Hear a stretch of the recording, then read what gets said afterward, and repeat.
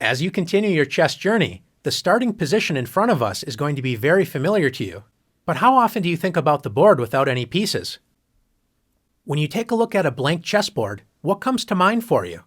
Do you consider it a canvas with unlimited potential, the beauty just waiting to be discovered?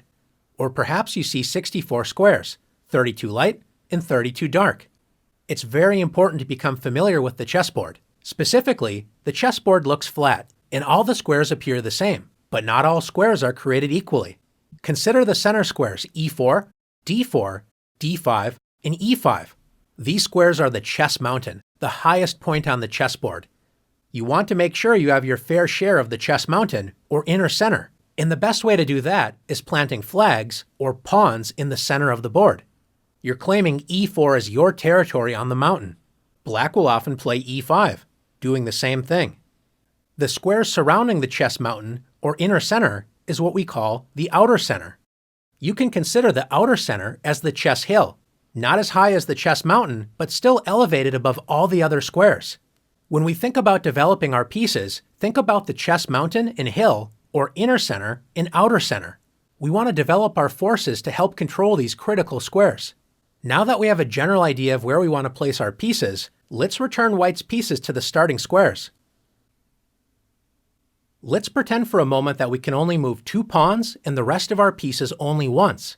Where would you develop your forces? Thinking about the chess mountain, or inner center, we don't have to hesitate to play E4 and D4. Knights love to jump into the outer center and help control the key central squares with knight F3 and knight C3. Bishops love open diagonals, so bishop C4 and bishop F4 are natural squares for these pieces. Take a look at all of the squares these bishops control in enemy territory. Castling has a very important role in our development. For this exercise, let's consider castling as the king move. White's king wisely evacuates the center and now has 3 loyal pawns protecting it. Castling also allows us to bring our rook into the action, especially helping control the center, with a move like rook E1. Now we only have our queen and rook on A1 to move. White's queen can be well placed on E2 or D2. Let's move the queen to D2. Now White's rooks are connected, and White's queen backs up the dark squared bishop, supercharging that diagonal. Finally, we would complete our development with rook A to D1. Notice our 2 central pawns, knights, and bishops are all in the inner and outer center. White's major pieces, the queen and 2 rooks, help support the center, so in the future, White can start advancing pawns up the board. Of course, this is only a dream scenario, and our opponent certainly has something to say about this. So what does a position look like when both sides are following this strategy, activating their pieces and controlling these key squares? Let's take a look. This is a very typical opening position, and notice the balance of the forces. Both sides have pawns in the inner center, controlling their fair share of space. Both sides have castled their king to safety, and the knights and bishops are all controlling key squares in the center.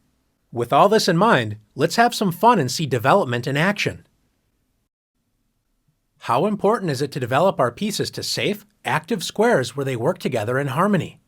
When one side follows this advice and the other side ignores it, we'll soon find an answer. After E4, E5, knight F3, White combines development with attack.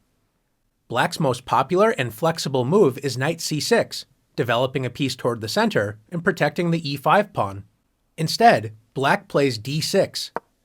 Is this a good move for Black? It depends on which bishop you ask.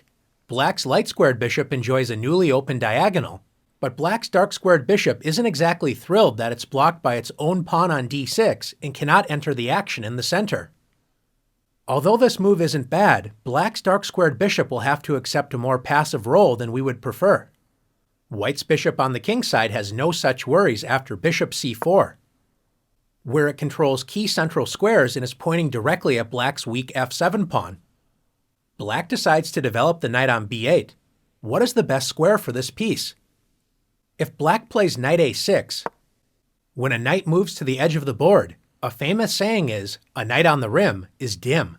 Black's knight only controls 4 squares, and none of them are squares in the inner center. Let's compare the last move with knight C6. Developing the knight toward the center with knight C6 is the best square for this piece. It controls both e5 and d4, key central squares, and controls a total of 8 squares, twice as many as it controlled on the edge of the board.